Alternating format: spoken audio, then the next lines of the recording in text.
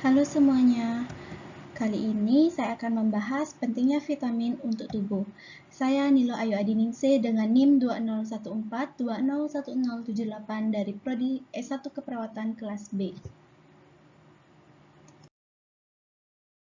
Adapun outline-nya, yang pertama ada definisi vitamin, yang kedua ada klasifikasi vitamin, yang ketiga fungsi vitamin, yang keempat sumber vitamin, dan yang kelima kesimpulan.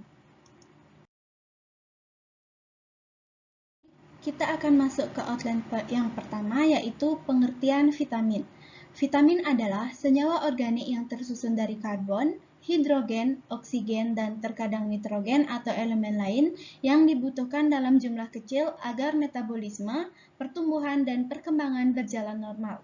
Jenis nutrien ini merupakan zat-zat organik yang dalam jumlah kecil ditemukan pada berbagai macam makanan.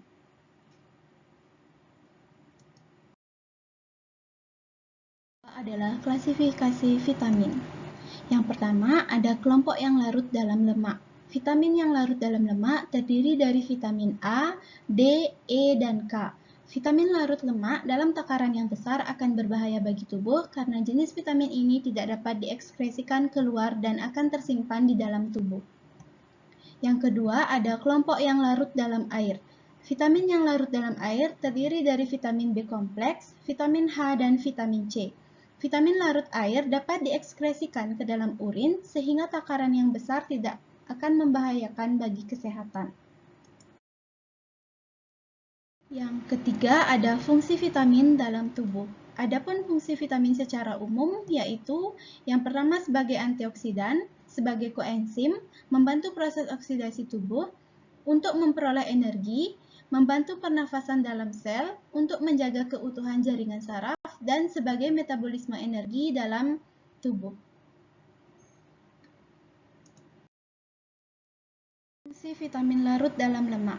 Vitamin A berfungsi untuk penglihatan, diferensiasi sel, fungsi kekebalan, pertumbuhan dan perkembangan, reproduksi, pencegahan kanker, dan penyakit jantung. Vitamin D berfungsi membantu pembentukan dan pemeliharaan tulang.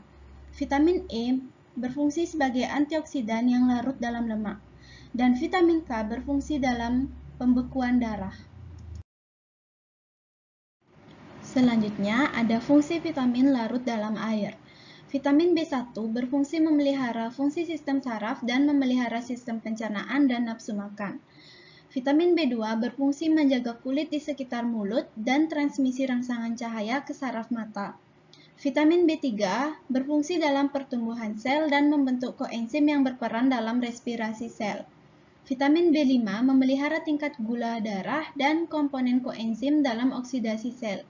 Vitamin B6 berfungsi aktif dalam pembentukan antibodi dan beberapa koenzim dalam metabolisme. Vitamin B11 berfungsi membentuk asam nukleat untuk sintesis protein. Vitamin B12 berfungsi dalam metabolisme sel dan pertumbuhan jaringan dan pembentukan eritrosit. Vitamin H berfungsi dalam koenzim metabolisme karbohidrat, lemak, dan protein. Dan vitamin C berfungsi untuk pembentukan serabut kolagen dan menjaga elastisitas kapiler darah. Outline yang keempat ada sumber vitamin. Vitamin A dapat ditemukan pada hati, kuning telur, susu, dan mentega. Vitamin D dapat ditemukan pada kuning telur, hati, krim, mentega, dan minyak ikan. Vitamin E dapat ditemukan pada minyak tumbuh-tumbuhan, minyak gandum, dan biji-bijian. Vitamin K dapat ditemukan dalam hati, sayuran daun berwarna hijau, kacang buncis, kacang polong, kol, dan brokoli. Vitamin B kompleks dapat ditemukan pada jeroan, roti gandum utuh, hati, susu, kacang tanah, asparagus, kentang, jamur, dan lain-lain.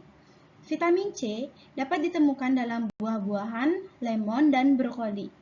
Vitamin H dapat ditemukan dalam kuning telur, kacang kedelai, dan ikan laut. Outline yang kelima yaitu kesimpulan.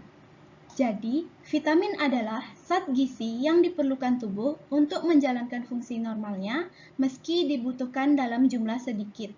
Kekurangan vitamin dapat menimbulkan gangguan fungsi organ hingga masalah perkembangan. Dan tubuh juga akan mendapatkan dampak bila kelebihan asupan vitamin.